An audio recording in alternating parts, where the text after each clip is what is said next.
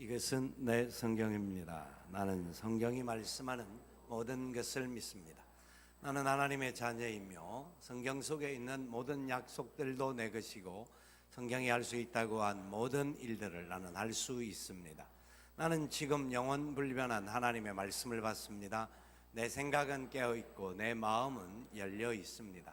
지금 받으려 하는 하나님의 말씀으로 인해 분명히 나는 변할 것이고 성장할 것입니다. 할렐루야, 아멘. 오늘 말씀의 제목은 누가 크냐, 누가 크냐라는 말씀입니다. 어떤 사람이 신앙생활에 대하여서 궁금함을 가지고 어거스틴을 찾았습니다. 성 어거스틴에게 어떻게 하는 것이 신앙생활을 바르게 하는 것입니까? 신앙생활의 마지막 결정체가 무엇이라고 생각하십니까? 하는 질문을 할 때 이렇게 답을 했습니다. 첫째는 겸손한 것이다. 둘째는 또한 겸손하는 것이고 셋째는 더욱 겸손하는 것이다. 겸손에 대한 이야기를 했답니다. 어쩌면 그것이 성경이 말하고 있는 가장 큰 그림이 아닌가 생각을 해봅니다.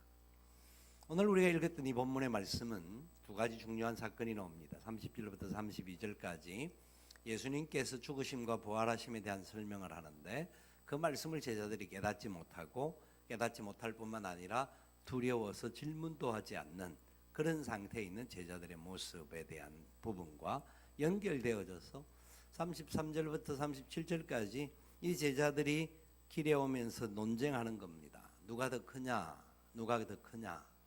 그 논쟁을 바라보시면서 주님께서 질문하시면서 그들에게 진정 어떻게 사는 것이 제대로 되는 삶인가에 대한 그리스도인의 삶의 가치와 방향이 뭔지를 다시 한번 가르쳐 주시는 이 귀한 메시지가 이 본문 속에 담겨져 있습니다. 이 두 말씀은 크게 연결 안 되는 것이 아니라 가장 중요하게 우리 그리스도인들이 지금 알고 있지만 또 우리도 모르게 여전히 제자들과 같이 살고 있는 그런 모습들일 수 있고 그런 부분에 대하여서 좀 더 구체적으로 우리가 점검하면서 확인해야 될 말씀이라고 봅니다. 제자들이요 30절 이하에서 32절까지 말씀해 보니까 주님의 질문하시는 것을 주님이 가르쳐 주시는 것을 깨닫지 못합니다. 주님이 31절에 이렇게 말씀을 이미 했던 것을 다시 확인하는데요. 이는 제자들을 가르치시며 또 인자가 사람들의 손에 넘겨져 죽임을 당하고 죽은 지 3일 만에 살아나리라는 것을 말씀하셨기 때문이다. 그 길을 갈릴리를 지나서 예수께서 아무에게도 알리지 아니하시고 가셨던 이유를 이 죽으심과 부활하심에 대한 내용이었다라는 설명을 하는 겁니다. 그런데 죽으심과 부활하심에 대해서 이미 8장에서 주님께서 비로소 말씀을 가르치기 시작하면서 그들이 참으로 붙잡아야 할 복음의 핵심, 복음의 본질, 예수 그리스도의 죽으심과 부활하심에 대한 이야기였다라는 것을 우리는 계속해서 살펴보았습니다. 그리고 또한 알아야 하는 겁니다. 그런데 보십시오.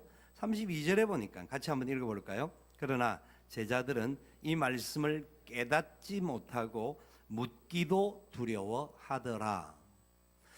주님의 죽으심과 부활하심이 주님이 가르쳐 주신 메시지의 핵심이고 그 부분을 지금 계속해서 주님이 상기시켜 주시는데 이들은 깨닫지 못하는 겁니다.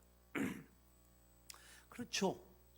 어떻게 메시아가 가오셔서 그냥 이렇게 허무하게 죽는다 또 부활한다 죽는다라는 것도 이해가 안 되고 부활한다는 것은 더더욱 그들은 본 적이 없는 일들이기 때문에 이거는 상황에 대해서 이해가 안 되는 말씀입니다. 그러니까 못 깨달을 수는 있습니다. 근데 못 깨달았을 뿐만 아니라 어떻게 했냐면 묻기도 두려워하더라. 묻기도 두려워하더라. 다른 말로 하면 묻는 것조차 그들은 어쩌면 멸시하고 묻기조차 이건 있을 수 없는 일이야 라는 식으로 자기들 나름대로의 결론을 짓고 묻기조차도 시도하지 않았다는 겁니다. 자, 그런데 보십시오. 주님이 말씀해 주시는 이 말씀을 자기들이 모르면 깨닫지 못했다고 한다면 자기들끼리 무언가 이 도대체 무슨 말씀이냐? 왜 주님이 이런 말씀을 하실까? 왜 오병이의 기적이 일어나고 놀라운 하나님의 역사가 일어나고 귀신이 쫓겨나가는 역사가 나타나고 바다를 잠잠케 하신 그분께서 이런 말씀을 하시는지 도대체 한번 이거 우리가 여기 어떻게 된 일이냐? 서로가 토론이 있어야 됩니다. 그런데 그들은 깨닫지 못했을 뿐만 아니라 주님께 묻지도 아니하고 자기들끼리 그 부분에 대해서 논의도 하지 않았습니다. 하나님 말씀이 들려지는데도 불구하고 그들은 그 말씀에 대하여서 제대로 받아들이지 않는 거부하는 모습임을 보여줍니다. 그런데 34절을 보실까요? 34절에 보니까 33절, 34절이 연결되는 겁니다. 예수님께서 질문을 하신 거죠. 너희들이 길에 오면서 토론한 게 뭐냐? 그렇게 묻습니다. 집에 와 계실 때에. 그때 34절 그들은 이런 상태의 모습으로 반응되어집니다. 읽어볼까요? 그들이 잠잠하니 이는 길에서 서로 누가 크냐 하고 쟁론하였습니다. 그들이 주님의 질문 앞에 오히려 잠잠합니다. 잠잠합니다. 이유가 뭘까요? 길에 오면서 예수님이 말씀해 주신 것에 대해서 궁금함을 가지고 토론한 것이 아니라 주님의 말씀과 전혀 다른 누가 크냐? 자기들의 생각대로 자기들의 판단대로 자기들이 또 어떤 자리에 앉을 수 있을 것이냐에 대하여서 자기들끼리 싸움의 내용이었다라는 겁니다. 누가 크냐라는 것은 내가 더 크다 네가 더 크다 아니야 내가 앉을 거야 네가 앉을 거야 하면서 논쟁하는 그런 모습이었기 때문에 그들은 주님께 잠잠할 수밖에 없었습니다. 여러분 생각을 해보실까요? 이 부분이 우리에게 얼마나 중요한 문제인지 우리는 알아야 합니다. 주님께서 분명히 말씀하신 것은 죽으심과 부활하심에 대한 이야기를 하셨습니다. 앞에 이미 수많은 기적과 이적 그리고 주님이 산상보훈을 통하여 가르쳐 주시는 메시지 많은 것을 가르치셨지만 결국은 이 복음의 핵심은 예수님의 죽으심과 부활하심이다. 죽으심과 부활하심이 없이는 너희들에게 하나님의 나라의 역사가 나타날 수 없음을 주님이 말씀하셨기에 그 결론적인 말씀을 주셨는데 제자들은 깨닫지 못했을 뿐만 아니라 알려고도 하지 않았던 겁니다. 이 복음의 메시지를 알려고도 하지 않고 거부한 겁니다. 그러면서 이들의 논쟁의 주제는 뭐냐? 누가 더 크냐? 누가 더 크냐? 누가 더 복을 받을 것이냐? 누가 더 이 땅에서 진짜 영광스러운 모습이 나타날 것이냐? 그런 부분에 대하여서 그들은 논의할 수밖에 없었습니다. 왜 그렇게 논의가 되었을까요? 앞의 말씀과 연결해 보면 간단하죠. 이렇게 그들이 논쟁할 수밖에 없었던 이유는 주님의 말씀을 무화하지 못했기 때문에 깨닫지 못했기 때문에. 굉장히 중요한 메시지입니다. 우리가 주님의 말씀을 깨닫게 되면 주님이 말씀하시는 뜻을 알게 되면 주님의 말씀의 은혜와 깊이와 넓이와 높이를 알게 되면 우리의 심령이 잠자는 심령이 될 수가 없습니다. 우리의 삶이 진짜 주님의 뜻을 알면 쓸데없는 것 가지고 인간적인 주제나 논제를 가지고 막 왈가왈부할 필요가 없습니다. 주님의 죽으심과 부활하심을 아는데 죽으심과 부활하심과 그것이 우리에게 미치는 은혜의 역사가 무엇인지를 안다고 한다면 우리가 말씀을 보는 사람들인데 우리가 어떤 모임을 할 때 말씀과 상관없는 정치, 사회, 경제 이런 것들을 논의하지 말라는 것이 아니라 이 모든 것들도 말씀의 바탕을 가지고 주님의 십자가와 부활하심을 전제로 하여서 대화할 수 있어야 되는데 말씀은 전혀 상관없이 내 생각만 내 방법만 내 고집만 앞세우는 그런 부분들이 우리에게 얼마나 많은지 모릅니다. 여러분 왜요? 깨닫지 못하기 때문에. 하나님 말씀을 깨닫지 못한다라는 것은 엉뚱한 길로 갈 수밖에 없고 자기 소견에 옳은 대로 행동할 수밖에 없게 되어 있습니다. 이 제자들의 모습입니다. 제자들이 그렇다고 한다면 저와 여러분들은 어떨까요? 우리는 이 사람들보다 좀 더 나은 게 있을까요? 이렇게 한번 생각을 해봅니다. 주님의 말씀의 가장 중요한 핵심은 죽으심과 부활하심을 마지막에 비로소 그들에게 구체적으로 가르치신 겁니다. 깨달을 수 없는, 도무지 이해할 수 없는 내용이지만, 그런데 제자들은 아이들과 같은 행동을 하는데 이렇게 예를 들어볼까요? 아이들이 밥을 먹도록 하기 위하여서 밥 먹어야 돼. 밥 먹으면 뽀로로 보여준다. 밥 먹으면 요거 사탕도 준다. 이거는 밥 먹고 하는 거야 하는 이야기를 합니다. 부모들의 심정은 아이들이 밥을 먹고 건강하기를 바라는 그런 마음으로 밥을 먹이려고 하는 겁니다. 그런데 아이들은 밥은 관심이 없고 뽀로로나 아니면 그냥 사탕이나 자기가 좋은 것, 밥을 먹는 이유가 아이들이 그래 내가 이 밥을 먹고 건강할 것이고 내가 이 밥을 먹어서 힘을 얻을 것이며 이런 생각을 가지는 아이들이 없잖아요.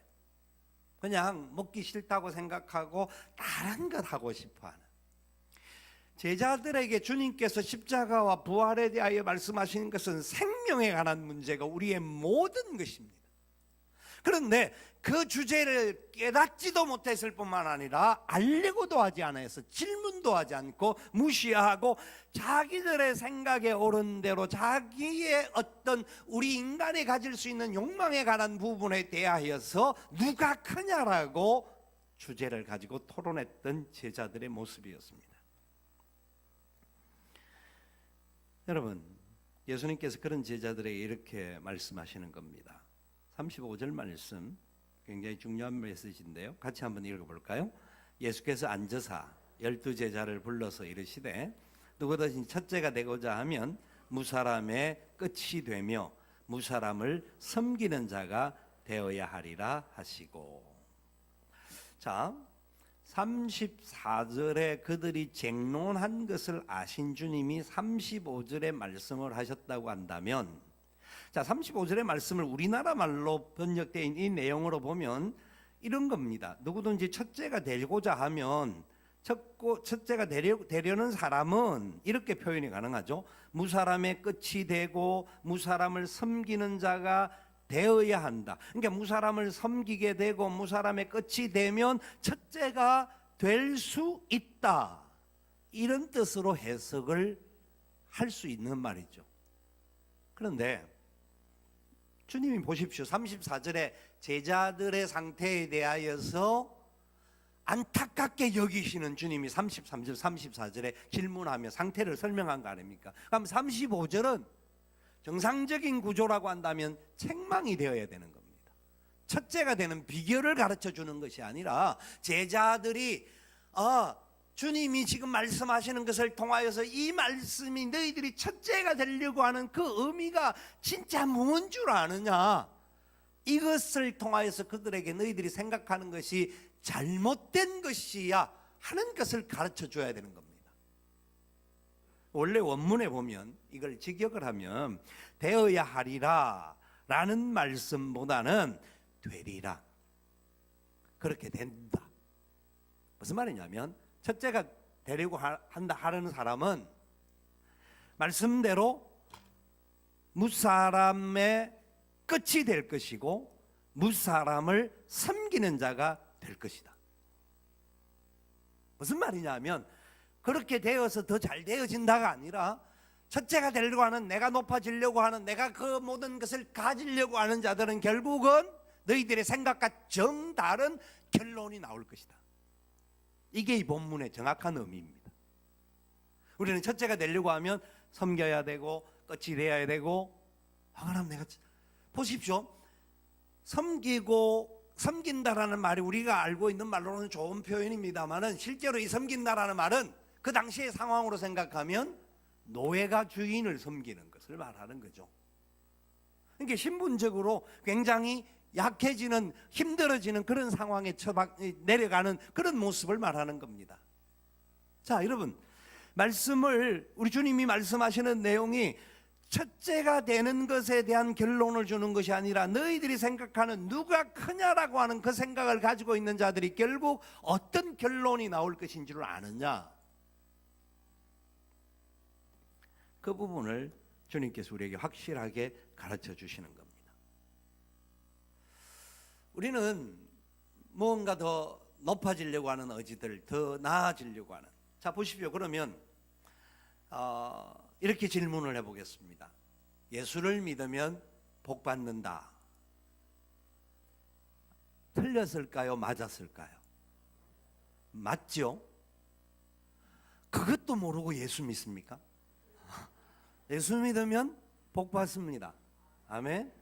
근데 우리는 예수 믿으면 복 받는다라는 생각 속에는 그냥 무엇든지 잘 된다라는 것, 높아진다라는 것, 첫째가 되어야 한다라는 것에 초점이 맞춰져 있습니다. 그러니까 쉬운 말로 예수님께서 오병이의 기적도 일으키시고 병자들을 치료하시고 무리를 걸으시고 역사하셨던 그 역사만이 나타날 때 내가 복 받았다라고 생각합니다. 예수 믿을 때 그런 은혜와 그런 역사도 나타납니다. 맞습니다. 그러나 다는 아닐 수 있습니다. 예수 믿음으로 말미암아 어떤 사람은 더 복음과 함께 고난을 받는 사람도 있습니다. 예수 믿는 것 때문에 매를 맞아 본 적이 있습니까? 그런 경험들도 있습니다. 예수 믿는 것 때문에 이 복음을 위하여서 자기 자신이 희생하고 더 힘들어지는 상황이 오더랄지라도 내가 예수 믿으면서 받은 복은 이 고통과 아픔과도 바꿀 수 없는 것이다. 그것을 믿어야 합니다. 좋은 것 일어나는 것도 복의 어떤 기준으로 무조건 틀린 것은 아닙니다. 일어날 수 있고요. 또 어떤 사람들의 은사에 따라서 그런 것들이 주어지기도 합니다. 수없이 반복해서 말씀드리지만 이 두 가지를 우리는 잘 기억해야 합니다. 그런데 만약에 높아지기만을 원하는 사람이, 높아지기를 첫 번째가 되기를 원하는 사람이 끝이 되어야 하고 이게 그 과정 속에서 꼭 그렇게 거쳐야 되는, 첫째가 되어야 되고 끝이 되어야 되고 섬기는 자가 되어야 된다 할 때 이 사람이 섬길 때 어떤 마음으로 섬기겠습니까? 첫째가 되기 위해서 두고 보자, 이빨을 뿌득뿌득 가면서 막 깨물면서 내가 언젠가 그 자리에 앉으면 두고 보자라는 마음이 있을 수 있을까요? 없을까요? 사람이니까 그렇게 있을 수 있잖아요. 어떤 사람은 겸손하게 아는 복음의 원리를 아는 사람은 첫째가, 이건 좀 이따 말씀드릴 겁니다. 그런 과정이 반드시 있게 됩니다. 하나님의 나라 백성의 원리가 아니죠. 이빨을 깨물면서 두고 보자, 내가 어느 날 이 복수를 내가 갚겠다라는 마음으로 가지고 있다고 한다면 그것은 첫째가 된다라는 자체가 그 사람에게는 지옥입니다. 하나님의 사람들은 예수님께서 그래서 이 말씀을 36절의 말씀을 하는 겁니다. 36절 말씀을 보면 지금 제가 결론적으로 이야기할 부분이 나오는데요. 같이 읽어볼까요? 어린아이 하나를 데려다가 그들 가운데 세우시고 안으시며 제자들에게 이르시되 누구든지 내 이름으로 이런 어린아이 하나를 영접하면 곧 나를 영접함이요 누구든지 나를 영접하면 나를 영접함이 아니요 나를 보내신 이를 영접함이니라. 아멘. 어린아이가 갑자기 나옵니다. 예수님이 제자들의 교만한 부분들을 책망하시고 난 다음에 너희들이 끝이 될 수밖에 없는데 그래도 첫째가 되려고 하느냐라고 하면서 어린아이에 대한 이야기를 합니다. 당시에 어린아이는요, 사람의 수에 들어가지 않았습니다. 사람이라고 말하면 구약 성경에서도 그랬죠. 출애굽기에 60만 대군 하면 남자 20세 이상, 그 다음에 오병이의 기적을 일으킬 때 장정 5,000명, 남자 20세 이상 된 사람. 다른 말로 하면 20세 이하의 남자아이들도 사람 취급 못 받았고, 죄송합니다 여러분, 제가 하는 말이 아니라 성경의 그 당시 배경과 문화가 그렇다는 거 아시죠? 여자들도 사람 취급 못 받았던 시대입니다. 이해가 되시죠? 자, 그러면 이 어린아이라고 하면 이 어린아이는 뭐 20세 미만 중에서도 가장 어쩌면 미천한, 그냥 사람으로 어떤 역할을 감당할 만한 사람이 아닌, 그냥 보호가 필요하고 뭔가 자꾸 덮어줘야 하고 뭔가 채워줘야 하고 어쩌면 귀찮은 존재일 수 있습니다.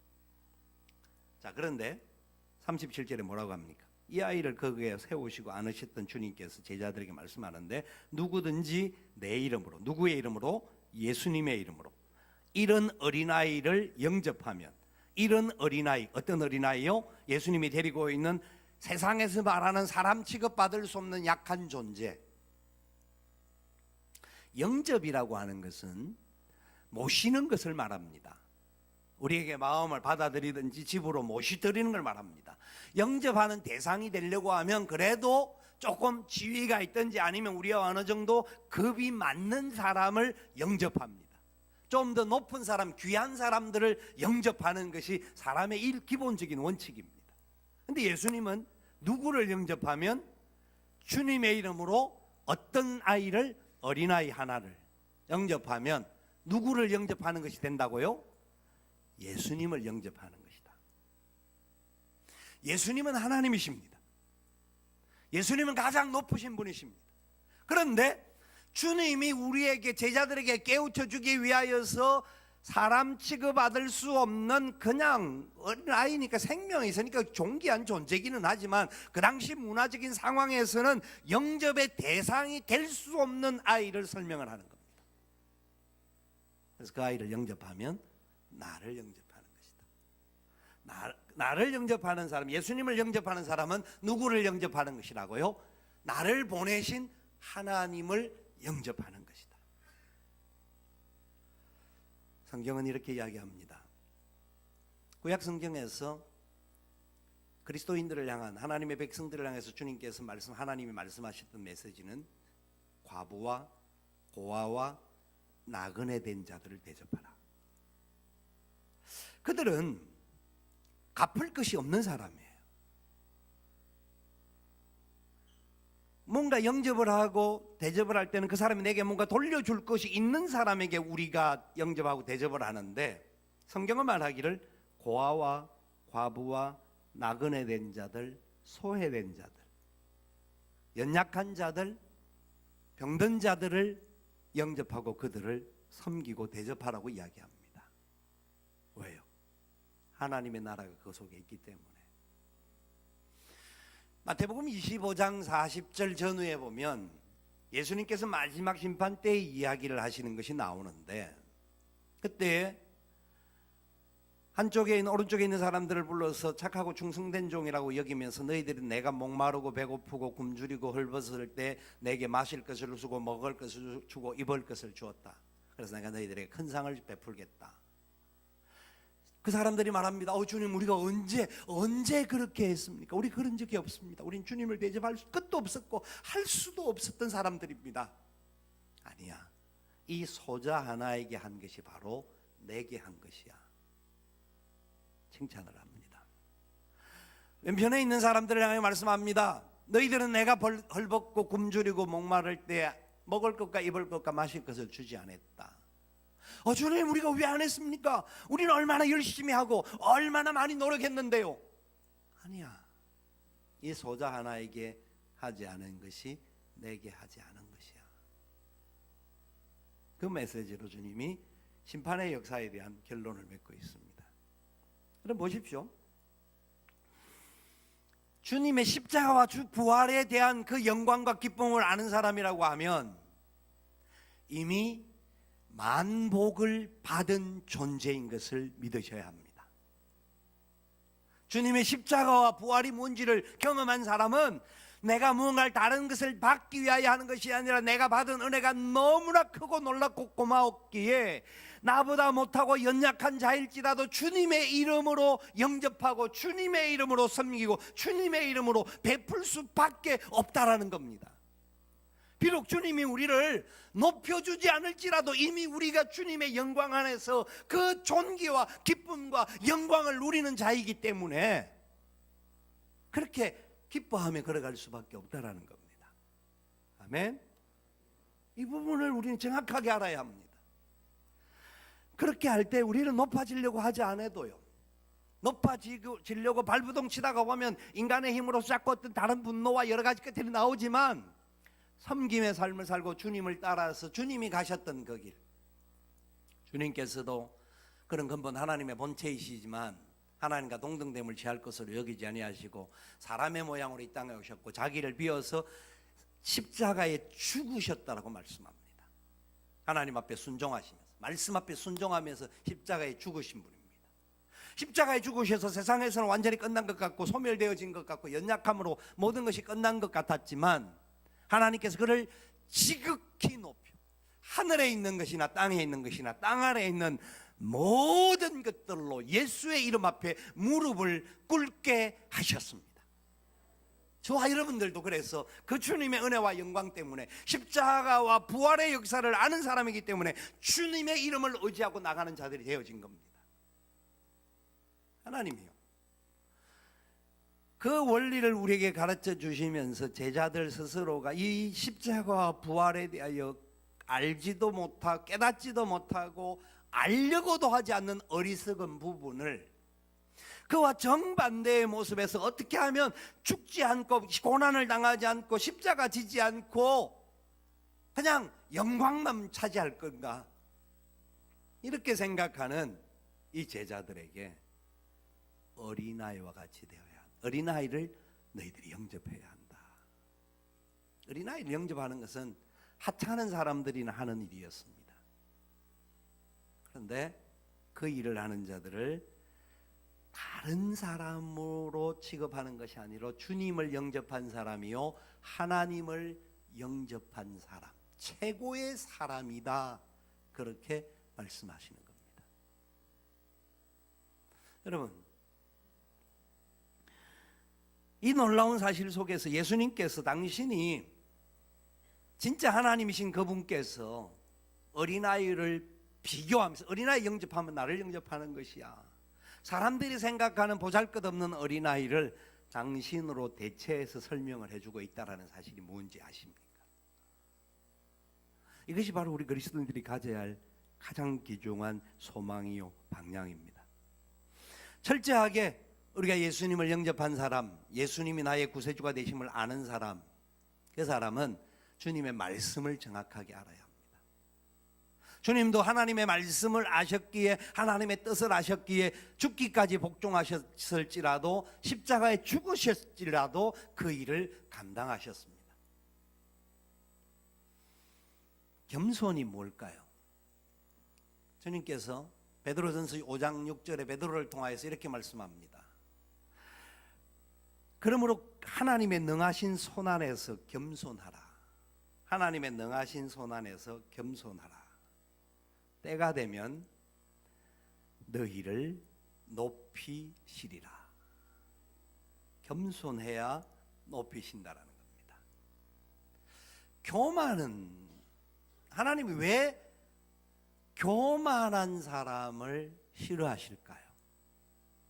왜 그럴까요? 지금 제자들의 상황이요, 사실 서로 교만한 겁니다. 니 잘났니 내 잘났니 하는 겁니다. 하나님의 복음의 원리가 있다고 한다면 십자가와 죽으심, 부활과 이 십자가와 죽으심과 부활에 대하여서 그들이 명확하게 알았다고 한다면 그들이 자기가 누가 높냐라는 이야기를 할 수가 없었던 상황이었습니다. 교만이라고 하는 것은 결국은 자기 소견에 옳은 대로 행동하는 겁니다. 자기 중심적으로 사는 것을 말하죠. 저는 그래서 묵상하는 중에 교만이 뭐냐? 하나님 영광을 가로채는 것이다, 그렇게 생각이 듭니다. 내가 어쨌든가 이름이 드러나야 되니까 하나님의 이름에 들어가야 될 자리에 내가 대신 들어가야 되고, 내 이름과 내 뜻과 내 방법이 들어가야 되기 때문이다. 그래서 주님은 겸손한 자를 높이신다라는 겁니다. 하나님의 영광을 가로채는 자가 아니라 하나님의 은혜가 뭔 줄 알고 그 은혜 앞에 무릎 꿇고, 그러니까 겸손하려고 하면 하나님 말씀을 바로 깨달아야 합니다. 주님 말씀의 뜻을 십자가와 부활이 뭔지를 알아야 합니다. 십자가와 부활을 알면 하나님 말씀의 원리를 알게 되고 그 말씀의 원리 앞에 나아갈 때는 우리가 겸손하게 내 힘으로 살 수 있는 존재가 아니라 그분의 은혜가 아니고는 나는 살 수 없는 존재이다 깨달을 수밖에 없는 거죠. 여러분, 저와 여러분이 하나님의 은혜 아니고는 살 수 없는 존재인 것을 분명히 기억하며 살아갈 수 있기를 원합니다. 그래서 말씀 앞에 머리를 숙여야 합니다. 말씀이 뜻이라고 하면 아멘, 순종해야 합니다. 이 말씀을 전하고 말씀을 마치고자 합니다. 하나의 글을 보았는데요, 전 세계적으로 행복지수를 조사하는 그 페이퍼가 나온 게 있는데 늘 북유럽이 상위 랭킹을 차지합니다. 156개국을 대상으로 해서 했던 유엔의 행복 보고서에 2012년도와 13년도 연속 1위를 했던 덴마크라고 하는 나라를 필두로 하여서 많은 나라들이 상위 랭킹에 들어와 있습니다. 그런데 그 나라의 상황들을 조사를 해보니까 환경적으로는 그렇게 좋은 나라가 아닙니다. 일조량이 겨울에는 너무 작고요, 여름에는 너무 많아서 막 이게 사람이 참 정상적인 리듬을 가지고 살기가 어려울 정도의 그런 환경이 있는데도 불구하고 그들이 왜 행복지수가 높을까? 조사를 해보니까 그들이 가지고 있는 오랜 관습법이 있습니다. 그 관습법이 뭐냐면 얀테의 법칙이라고 하는데 이 얀테의 법칙을 정리하면 5가지로 설명이 가능합니다. 첫 번째는 스스로 대단한 사람이라고 생각하지 말라. 자기가 대단한 줄로 착각하지 말라는 겁니다. 대단한 것은 머리가 단단하다라는 뜻이 되기도 하는데 이 굉장히 이제 교만한 부분이죠. 자기가 대단한 게 아니라는 것을 알아라는 겁니다. 두 번째는 자신이 다른 사람보다 좋은 사람이라고 생각하지 말라. 사람들은 다 착각합니다. 나는 다른 사람보다 낫다라고 생각합니다. 그렇지 않다라는 겁니다. 나보다 좋은 사람도 많다라는 것 잊지 말라라는 겁니다. 세 번째, 다른 사람보다 더 많이 안다고 생각하지 마라. 지식은 끝이 없고 지식의 끝은 하나님인데 하나님 앞에서 우리는 겸손해야 됨을 말합니다. 네 번째, 누구도 당신에게 신경을 쓴다고 생각하지 마라. 사람들은요, 다 사람들이 자기를 관심을 가지고 보는 줄 압니다. 착각은 공산주의에서도 자유입니다. 그렇기 때문에 우린 다른 사람 사실 우리에게 대해서 그렇게 신경 안 씁니다. 그러니까 마음을 너무 다른 데 신경 쓰지 말라라는 겁니다. 다섯 번째, 다른 사람에게 무엇이든지 가르치려고 들지 마라. 그 사람도 아는 것이 있고 내가 아는 것이 또 전부가 아니기 때문에 내가 가르치려고 들지 말아라는 겁니다. 그런데 이 얀테의 법칙을 살펴보니까 이 법칙이 다 결국 하나님 말씀에서 출발되어진 거예요. 결국은 북유럽 국가들이 거의 기독교 국가들인데요, 그들이 가지고 있는 삶의 자세들이 결국은 말씀 앞에 겸손한 부분을 말하는 거죠. 이 법칙은 이렇습니다. 잘난 척하지 말라. 그런 겸손과 네가 특별한 사람, 네가 특별한 만큼 다른 사람도 특별하다. 주님의 눈으로 사람을 볼 때 내가 주님의 은혜를 받은 사람이라고 하면 다른 사람도 그 은혜를 받았기에 그 사람도 성령이 계시는 분이고 그분 안에, 그 사람들 안에 예수님이 거하는 사람이기 때문에 존귀한 사람이라고 봐줘야 되는 겁니다. 그런 자세가 되어질 때에 결국은 주님의 말씀의 원리에 따라서 순종하는 삶을 살 수가 있다는 겁니다. 여러분, 무엇이 진정한 행복이고 기쁨일까요? 우리 주님의 이 복음의 원리를 정확하게 알고 말씀 따라 순종하는 삶을 사셔서 내가 높아지려고 발부둥치는 그런 개념이 되지 마시고 그렇게 사시고 겸손하게 다른 사람의 발을 닦아주고 살게 되면 힘들 때도 있지만 때가 되면 주님이 높여주실 줄 믿습니다. 그 은혜가 저와 여러분 가운데 넘치는 복된 역사가 일어날 수 있기를 주님의 이름으로 축원을 드립니다. 아멘.